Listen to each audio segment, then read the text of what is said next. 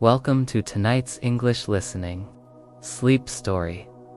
This story is written especially for adults who want to improve their English while gently falling asleep. Find a comfortable position, close your eyes, and let your breathing slow down. As you listen, don't worry about understanding every single word. Go ahead, just relax. The rhythm, the words, and the silence between them will carry you into a peaceful sleep.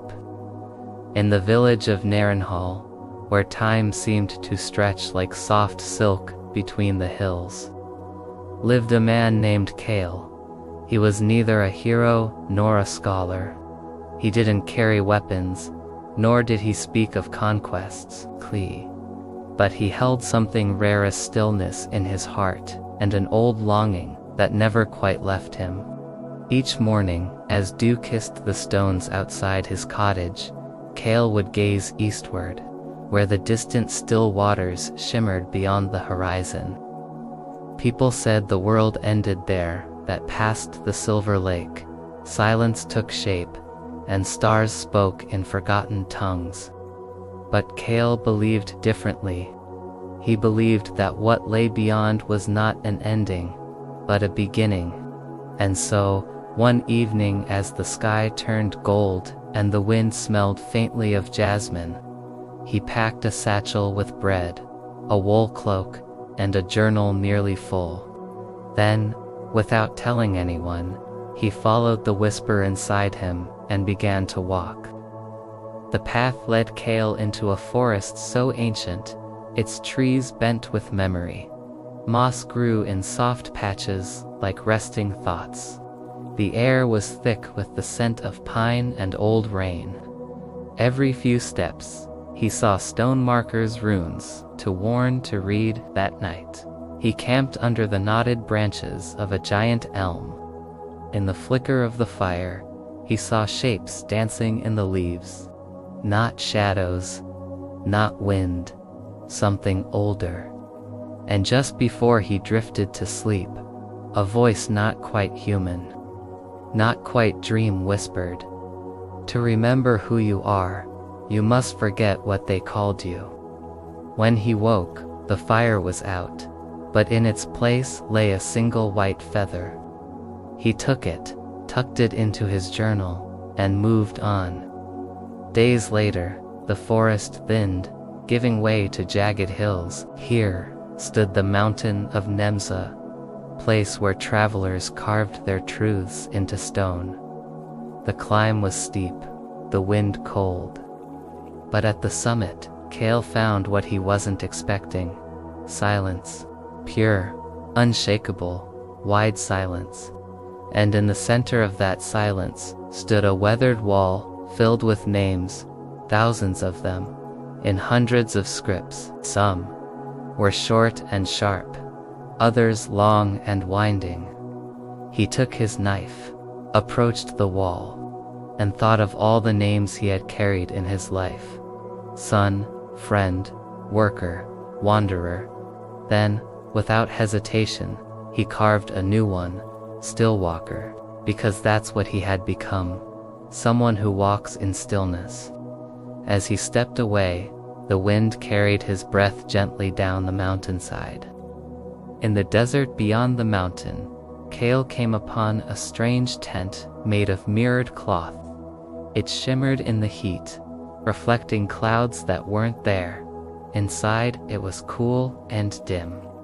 Dozens of hanging mirrors swayed like pendulums, but none showed his face. Instead, each reflected a different moment from his life, some joyful, some painful, a child's laughter, a friend's farewell. The moment he first felt alone, the moment he first chose solitude, he sat in the middle of the tent, eyes closed, breath steady. "I accept," he whispered, "all of it." When he opened his eyes, the mirrors were still, and just one finally showed his reflection. He was smiling. At long last, he arrived at the shore of the lake. It wasn't as vast as people said. In fact, It was perfectly still, as if time had paused to admire itself. The water was like glass, mirroring the sky, the stars, and Kale himself. He sat at the edge and stared into the reflection. There was no destination anymore, no path forward, because the journey had turned inward. He whispered his name to the water, "Still Walker." The surface rippled once, as if in reply. Then the lake began to glow not brightly, but gently, like moonlight resting on open hands. And Kale closed his eyes. That night, he dreamed beneath an open sky, but in the dream, he wasn't dreaming. He was walking through the stars themselves, as if each one were a soft light on a forest path. And they spoke not with words, but with warmth. They didn't ask questions. They didn't make demands. They simply were, and in their presence, so was he. "You are not lost," they seemed to say. "You are always here." When Kale awoke, the sun was rising, and the still waters were gone. In their place, a quiet meadow, green, peaceful. And within him, calm that needed no explanation. He returned to Nurenhall, not as Kale, but as Still Walker. No one asked where he had been. No one needed to. Because the way he moved, the way he listened, even the way he smiled, it all spoke of the path he had taken. He tended his garden, wrote in his journal, and sometimes, at dusk, he would look eastward and hum a melody no one else knew. But some nights, when the sky was especially quiet, villagers would hear the wind whisper through the trees, and it sounded like his name. "Now, you two have walked far tonight. Let go of the names you've carried today. Let go of the noise, the plans, the expectations. Breathe slowly, deeply. You are enough, simply as you are. Let the stillness rise within you. Let your thoughts soften like fallen leaves. There is nothing to do now, no one to be, only rest. So close your eyes.